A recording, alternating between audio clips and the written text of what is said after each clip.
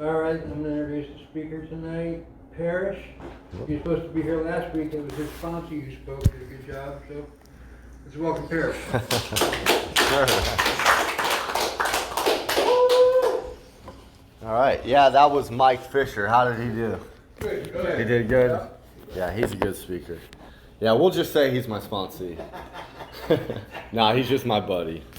He's one of my best friends. And, man, I'm frustrated with my brain sometimes because I can't remember where I stored these pictures of my aunt. And, I think just how bad I've trashed my brain over the years. Like, I'll have some pretty bad memory glitches. But anyways, guys, I'm Parrish. My name is Parrish King. I'm an alcoholic and an addict. And, my sobriety date is March 1st, 2018. So that's about 5.5 years. And the time is flying by. It's flying by. And, I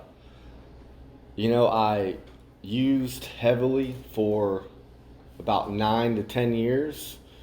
And, what's funny, it's like the time in sobriety, it's just like flying by. But, man, I'll tell you what, those 10 years, it's like 100 years in hell, man. Because the time goes by slow when you're stuck in addiction, man. Long days, long nights. I've had many of those.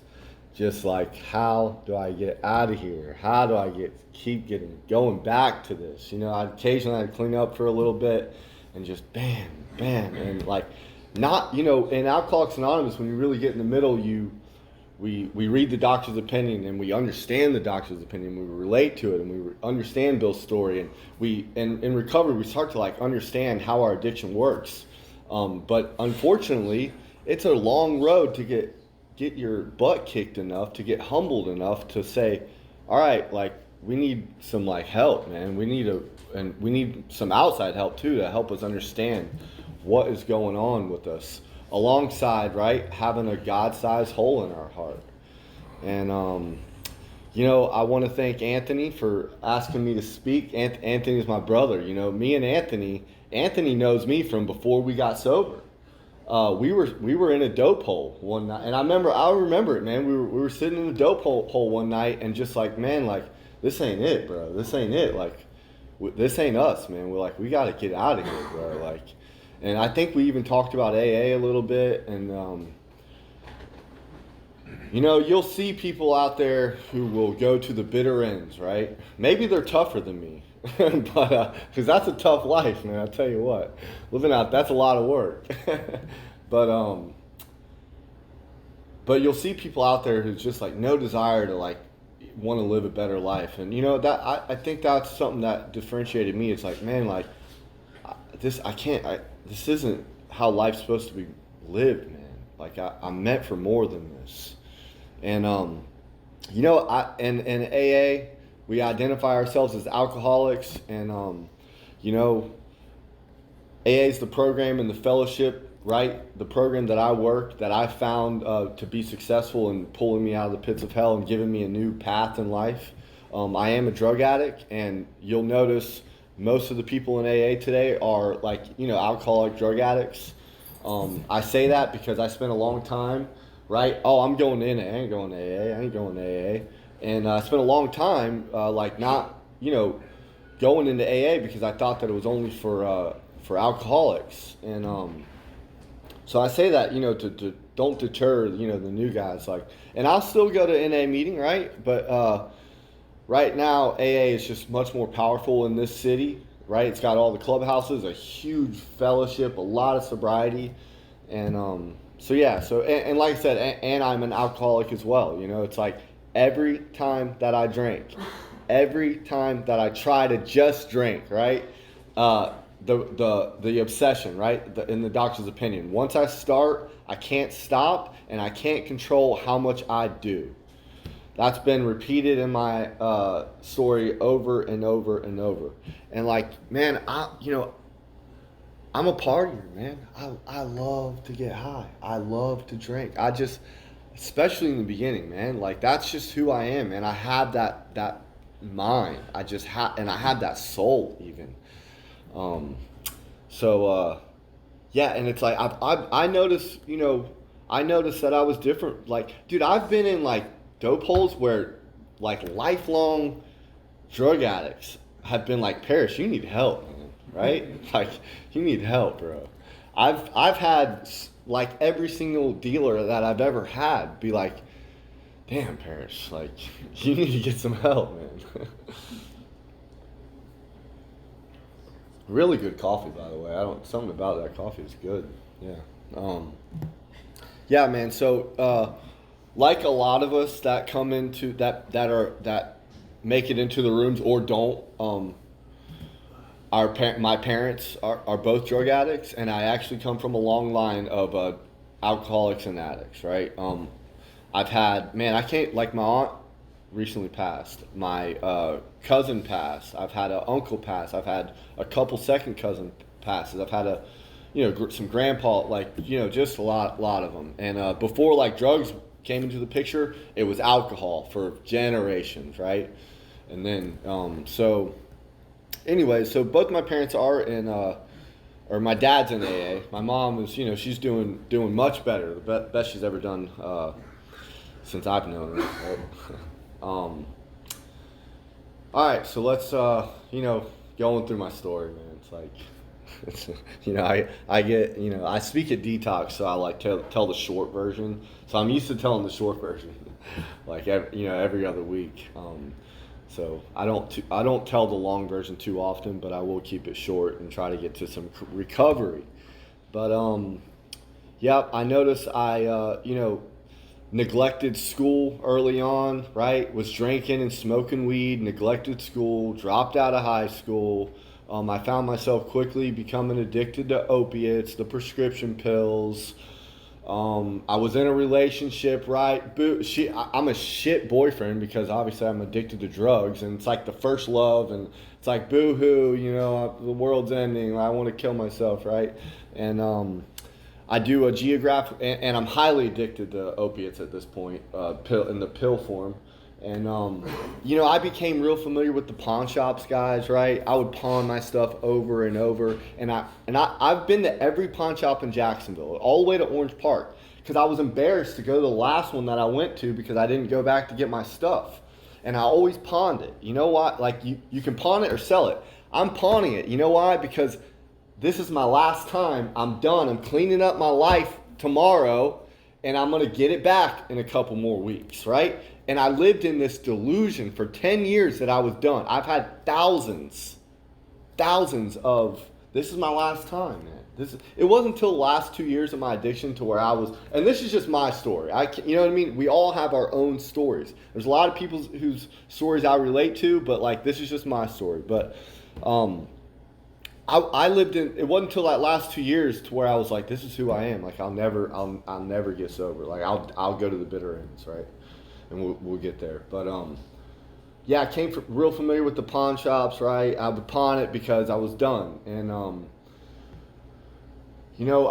I did my first geographical change, right? Let's get out of here, right? That'll make everything better. And I go to California, right? Beautiful San Diego, man. And I would clean up for a little bit, and then my work gave me a bottle of wine. And this ain't my first time trying to get sober. I knew that when I drank, I started drugging. And one time I was at the ale house, right, with my friend, one of my best friends knew that I had a drug problem, right? And we order beers, and he's like, "What are you doing?" It's like, "You can't." I'm like, "Dude, I can have a beer, right?" We were still in the pews, right? We were still in the seats drinking until I had my guy on the phone, texting my phone. And when I ordered that beer, I was not gonna get anything else. I was not. And once that allergy hit, man, I'm like, we're partying, man. So, but yeah, I do my first year after change. My work gives me a bottle of wine. That bottle of wine sits at my little rent a room in California for a little bit, and then one evening I'm like, yeah, I can have a glass of wine, right? It was a glass of wine, right? And I drank it out of a glass, and 1 turns to 2, turns to 3, and I go up to the gas station to get some snacks, and like, it's like the nice neighborhood in San Diego too, and just like a guy right there. It's funny how like the devil or whatever you want to call it. Like when you're doing good, just like you're like, oh, I'm clean, just those are right in your face, you know. Had many instances like that in my life. But anyways, he offers me some opiates, right, pill form, and I take them, and man, the next thing I know, the next day I'm like going into Tijuana, Mexico, because San Diego borders Tijuana, and I'm going into there and getting over the counter without any prescription pills from there, and I'm becoming addicted. And then, you know, and I hate to drug name in here,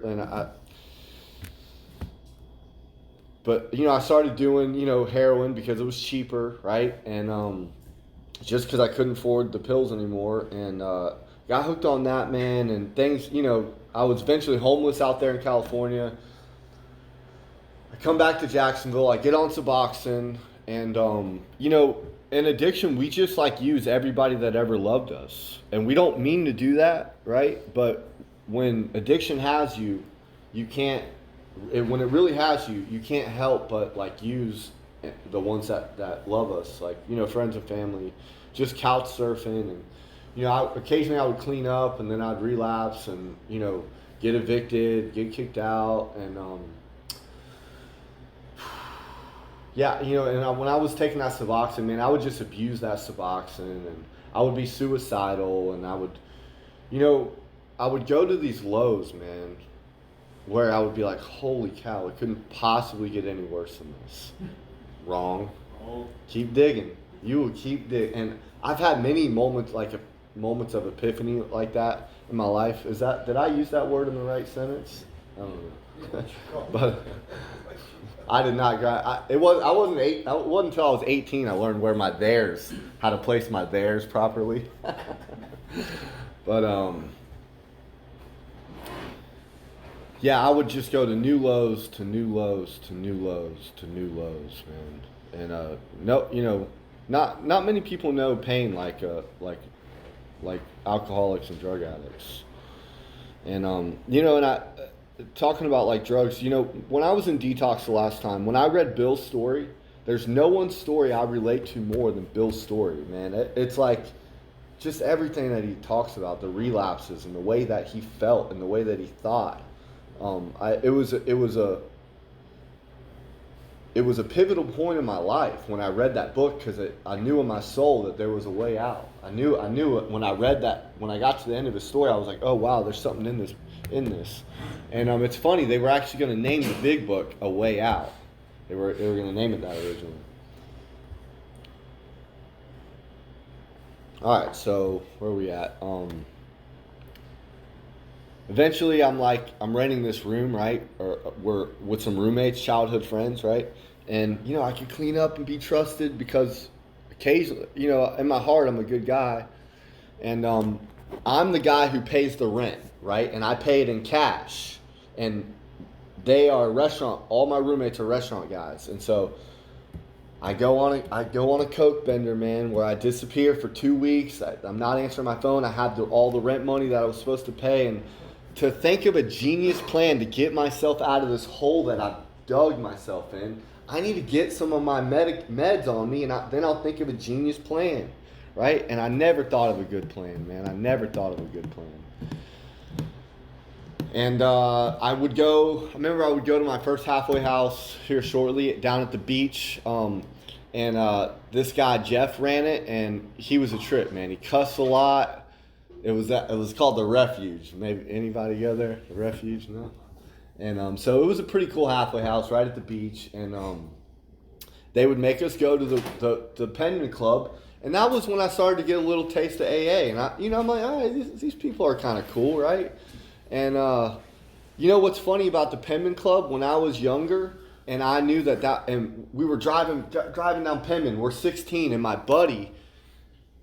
We got our shirts off, it's summertime, we're drinking. My buddy starts hanging out the window. I'm like, what the fuck are you doing? He's like, it's the AA clubhouse up here. So he's hanging out the window, yelling at the guys all standing outside the AA. And I thought that was hilarious. So, and I would go on to do that every time I passed that clubhouse.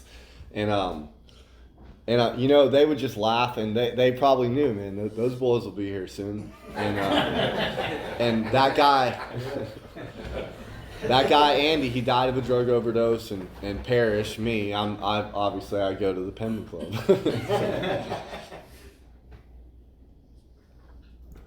And that reminds me of another thing. When I was younger, my parents would go to meetings like, you just stop. What are you doing? You don't gotta, like, our lives, like, right? If you're growing up in a drug addict house, it sucks, right? We've been taken from our parents and blah, blah, blah. And my parents would go to these meetings. I'm like, what do you, like, you just stop. You see what's going on in our life, you just stop. And it didn't make sense when I was a kid how powerful, addiction, because life's tough, man. And we get lost spiritually, and we turn to these high dopamine, what are the other, endorphin drugs and alcohol and, things. And so anyways, man, back to the halfway house. So yeah, I was ran by that guy, Jeff, and we would do but I hadn't been humbled enough, right? I've been to as many halfway houses, but I just wasn't humbled enough. I'm like, I'm a grown man, I ain't gonna follow all these rules, right? Let me tell you, like, I'll skip forward. The last time I went to a halfway house, I listened to all the rules, bro. I was like, roof over my head, a warm bed. Oh my God, like, we're good. I will do whatever you say. But at that time, I hadn't been humbled enough, and I was arguing with the halfway house owner about, like, signing some sheet with the meetings, and I didn't even know what he was talking about, and he would like to cuss a lot, so I didn't like his attitude. But what happened was we got into an argument because he was 10 years sober, and I was like, I'm going to say so. And he was telling me I wasn't going to stay sober. The argument escalated to where we shook hands on a $10,000 bet that I would stay sober for 10 years like he was sober. And I relapsed 2 weeks later, right?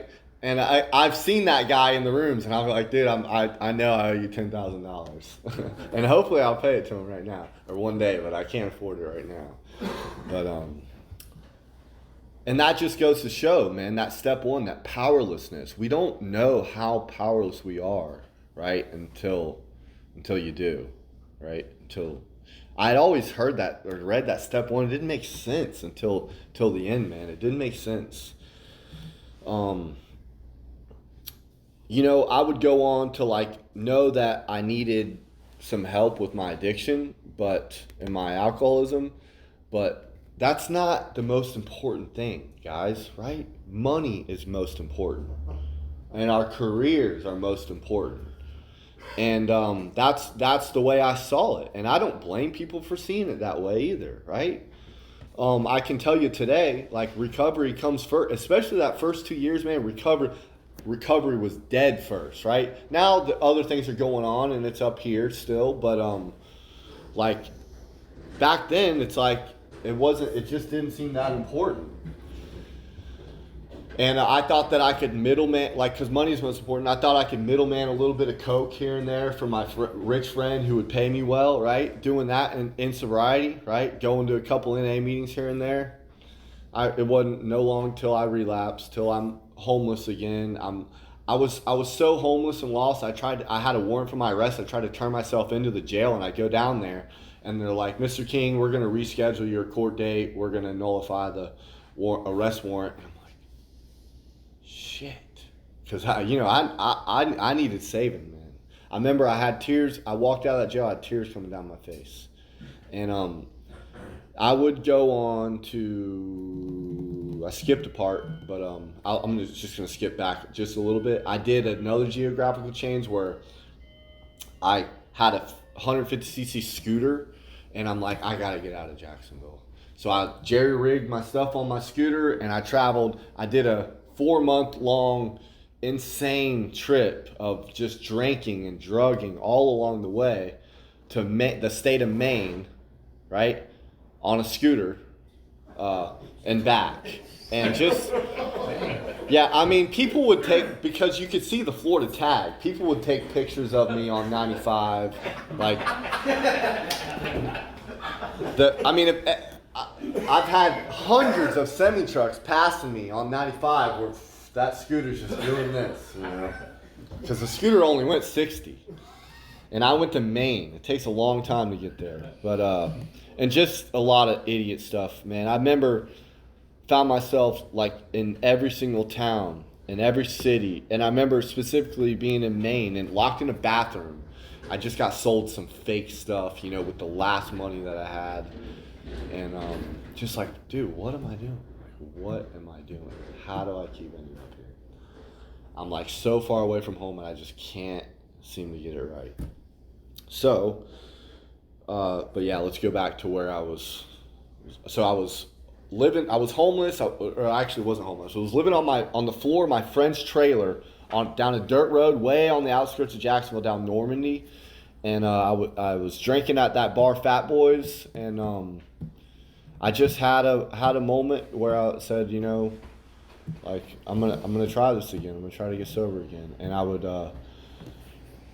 1 week turned into 2, and I had this one guy who would hire me, painter guy, if I was able to get to the job site. So sometimes I would have to take 3 buses, leave at 5 a.m. to get to the job, and then 3 buses back. And I did that for a couple months, and then I got still sober, and I was able to get my bicycle out of pawn, and I was able to put the bike on the bus. And but anyways, I would later go on to get offered a job doing commercial painting, traveling around the country, and I was like, perfect, because I don't have any place to live or a car or a license, so like this is great. I can ride with y'all, stay in hotels, and just work. And so I did that, and wasn't doing any meetings or anything, but I was learning a lot about my career, which is what I do today. I have a little paint company. It's actually called Jack's Exterior Coatings, and y'all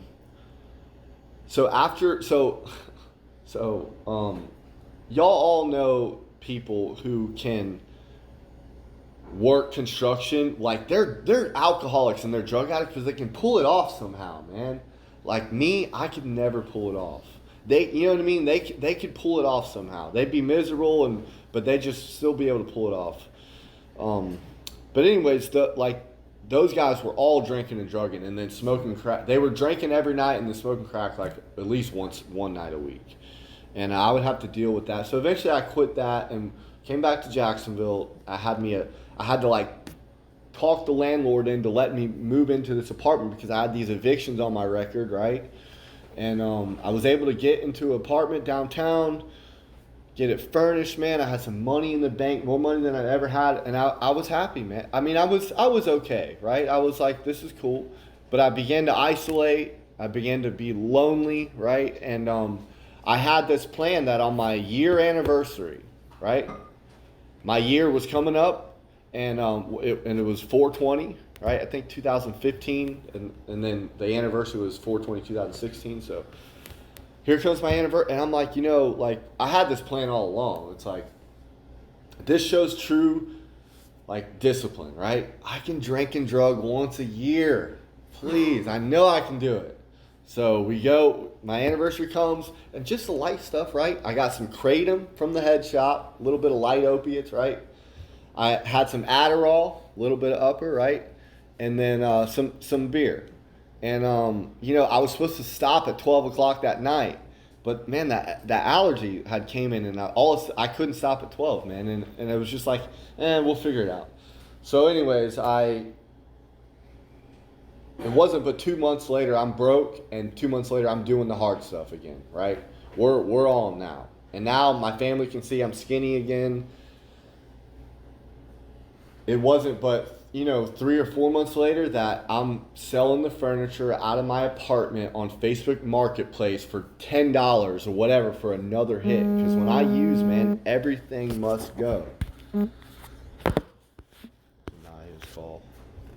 Yeah, man, when I use, everything must go, man. And, I met this girl who, liked to use like I did, man, and she was wild. And, man, you know what? God bless those poor suckers out there who are crawling on the pits of hell with a girlfriend, because it actually makes it harder to get sober, because you're it'll be bombs going off around you, but you got each other, right? There's this funny meme on Facebook where it's they posted on Valentine's Day where they're couples would rather be homeless in the woods than go to separate detoxes together. And that's how it was. We couldn't even go to, we couldn't go to the same detox or same rehab. So it's no, we're not getting sober. But Man, and let me tell you guys, that last 2 years, I'd given up on my life. I got MRSA infections in my leg. I was like these homeless people out here running with crazy missions, right? She could sell her body and get stuff, right? Guys, we have to get out of the mud, right? We got to come up with crazy shit, right? I mean, hard work, right? Eventually, like, the addiction gets so bad where we're unemployable. We can't show up to work on time. No one wants to hire us because we're shit workers. And I was a copper thief. I was, whatever. I would do whatever to make a buck.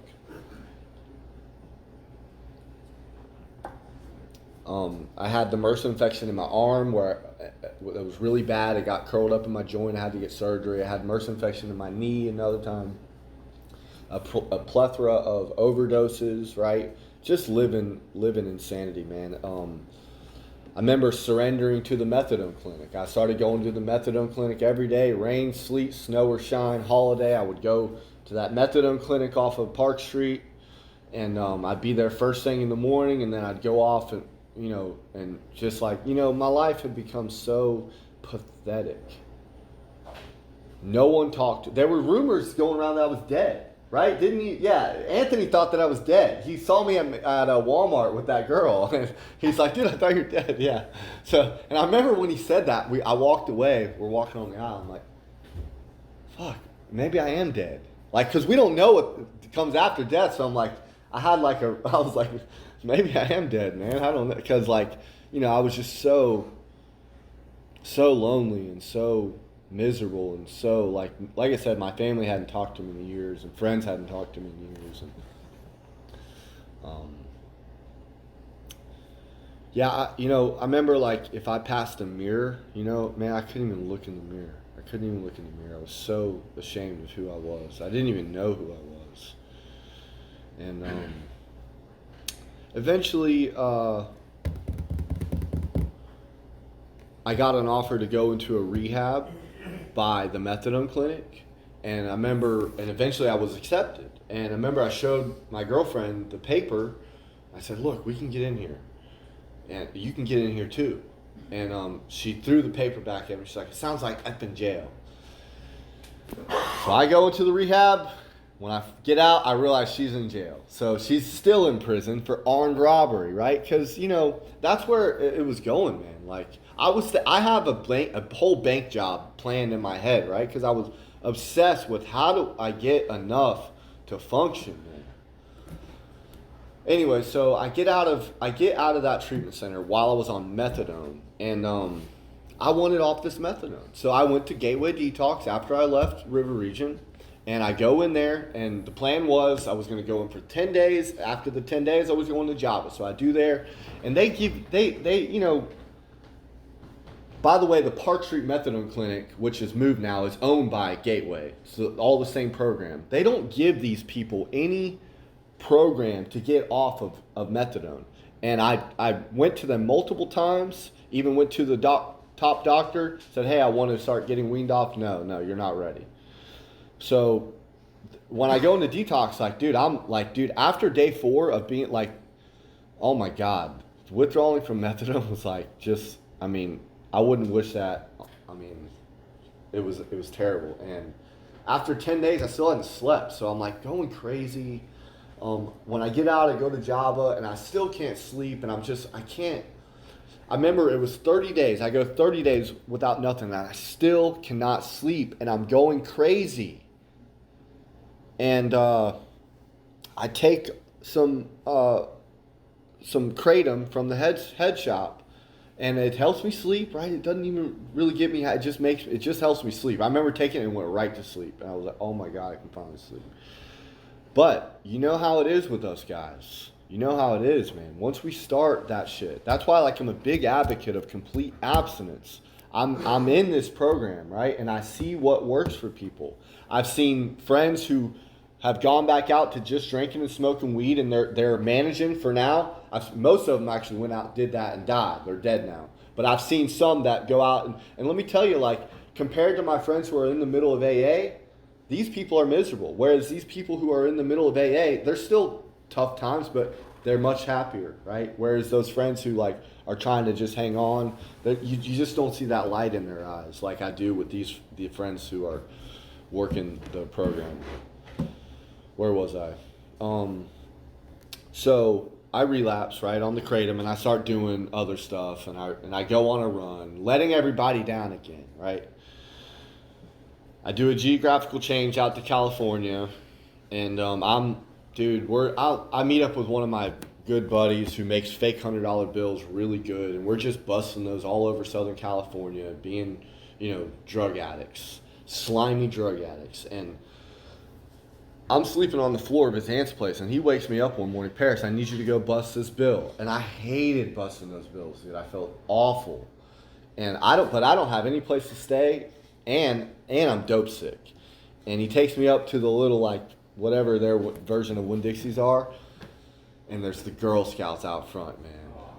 And he's like, come on. I'm like, oh, man. So I do it, man. I go out there, and they were skeptical of it, right? But they were really good, and they were like, yeah. And they gave me my 2 boxes of cookies and $80 back, or 4 boxes and $80 back, and I did make a $100 donation to the Southern California Girl Scouts Association.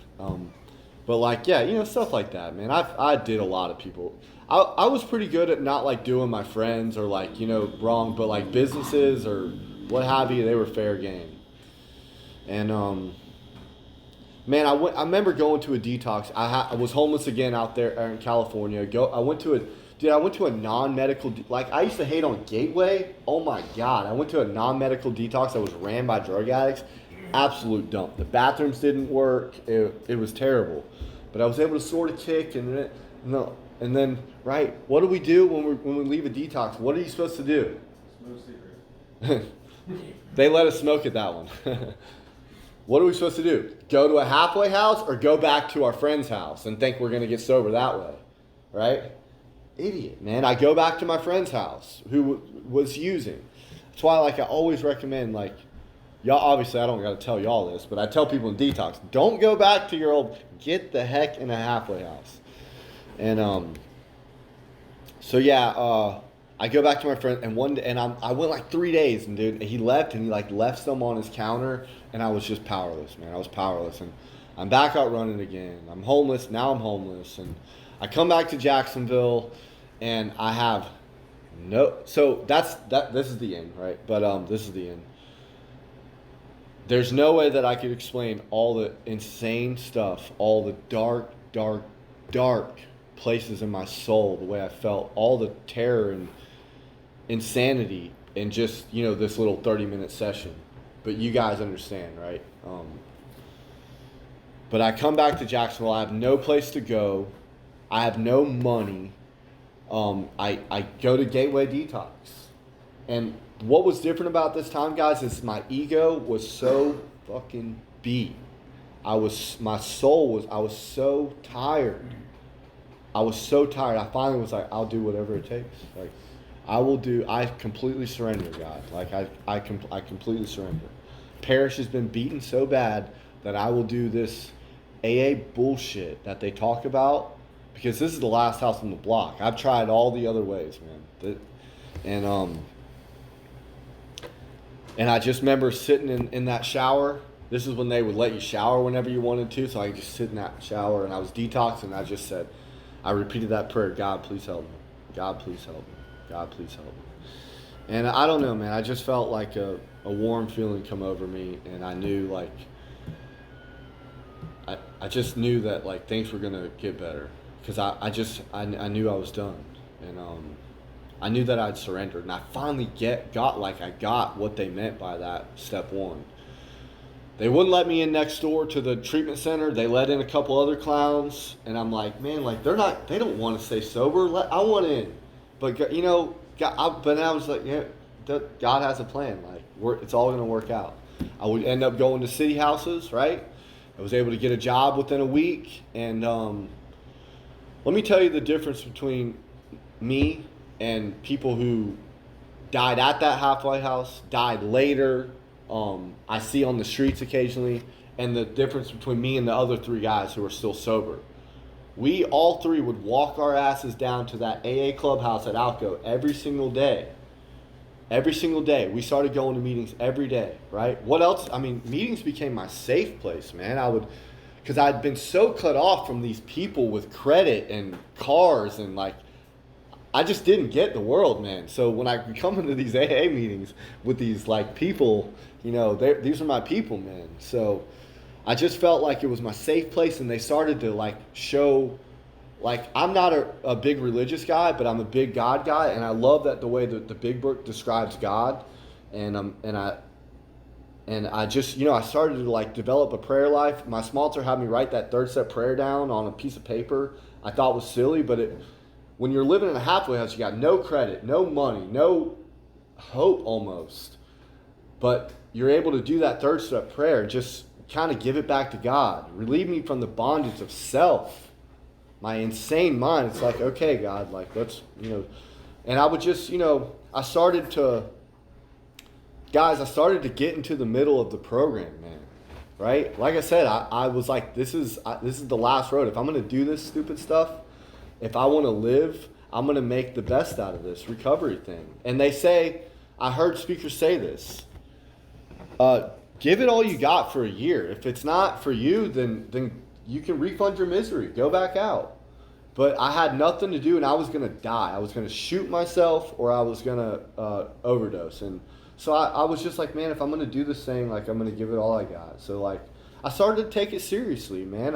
Like that step 12, it talks about carrying the message, right? We have an ability, or we have a gift, right? Like, man, I remember being in treatment, right, with the psychologists with their college degrees on the wall. They're like, yeah, shut up. When the AA people would come in and share their story, I'd be like, oh man, dude, you're speaking my language, brother. Like, you're like, oh. So it's imperative that we carry the message, right? And we get creative at where we carry the message, because it's only us. I'm a believer. I could be wrong, but that's my opinion. It's only us who can really pull those people out of addiction. So I say that because it's important to have a place in your soul where you're passionate about recovery in general, right? You know, I would just go to meetings. I would go to speaker meetings. I would go to book studies. I got active in men's groups, right? I was going to From the Heart, and then I go to spiritual nights, and just, man, if somebody shares something you like, go up and shake their hand. If somebody picks up an anniversary, go shake their hand. Shake the chairperson's hand.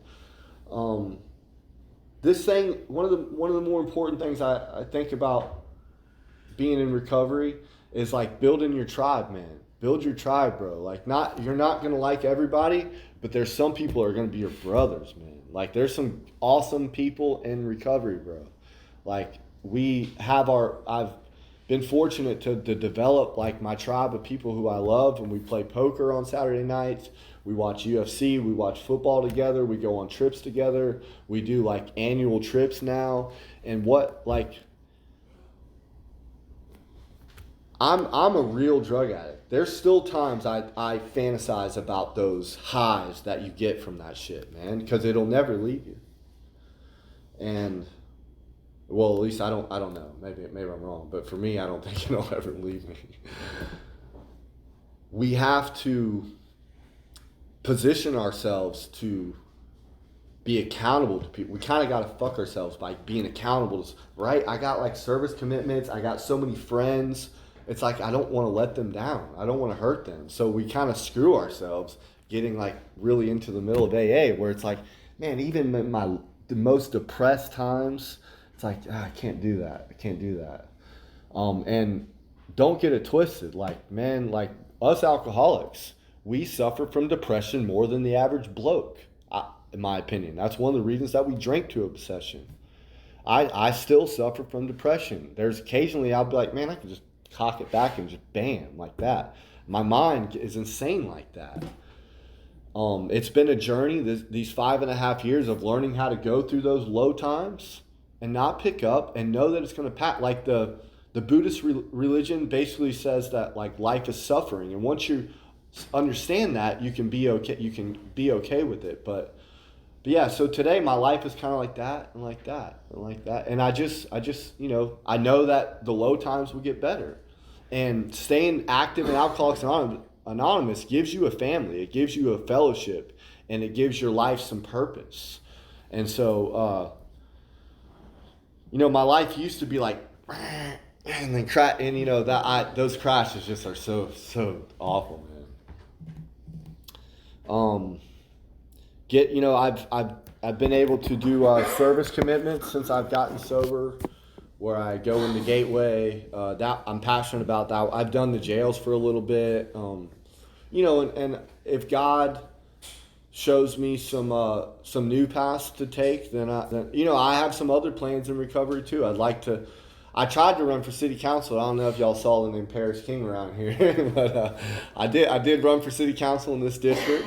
I one day I would like to be involved with Gateway, and because it wasn't but 3 months. I was sober for 3 months. I'm like, man, I should be the CEO of this place. You guys don't know what you're doing, and that's just my ego. But I do think that I have some things to offer when it comes to like combating or how to properly detox people from long-term opiates. That's something that I want to help implement in their detox strategy, because like the doctors have never been addicted to that stuff. Even the scientists who invented the chemicals, most of them have never withdrawn from that. So they're not having very good withdrawal detox protocol, in my opinion, and that deters people from getting off the substance. So like I said, I still have a place in my soul that's passionate, and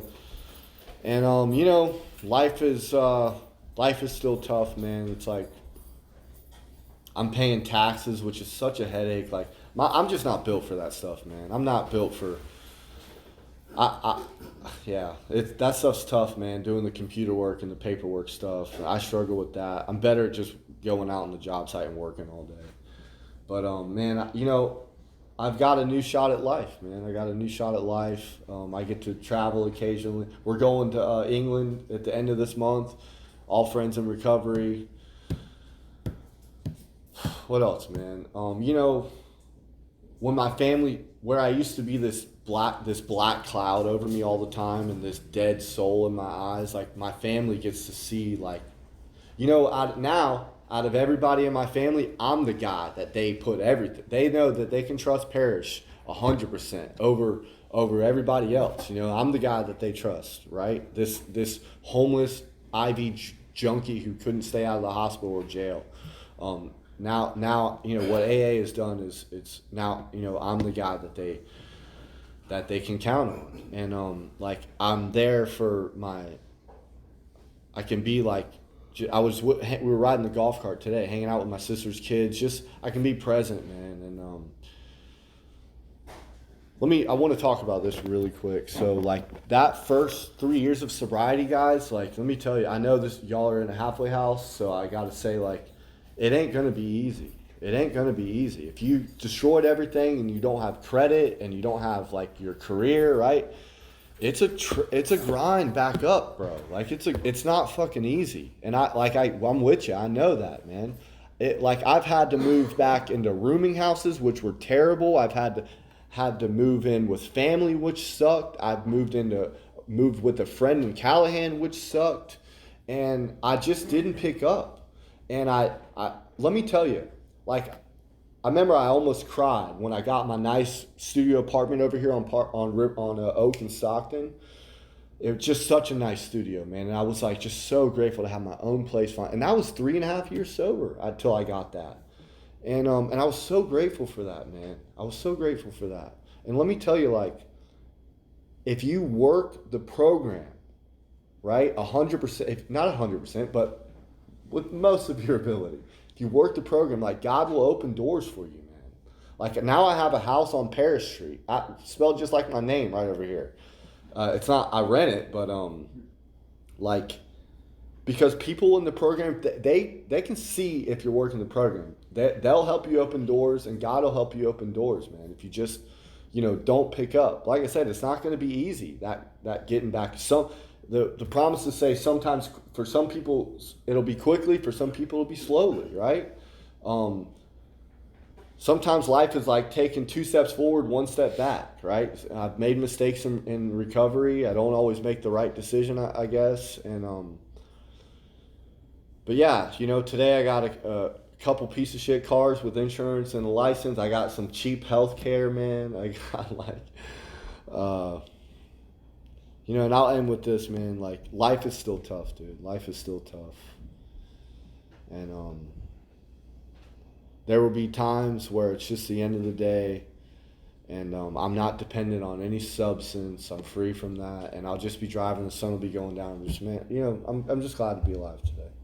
You know, I'll say that. And that guy Ken, who just passed away, Ken Koch, he always said, I would always hear him say in the meeting, a grateful alcoholic never drinks. And so just the little things, man, be thankful for. The warm bed that you have here, be thankful for. And yep, that's all I got. Thanks for letting me share.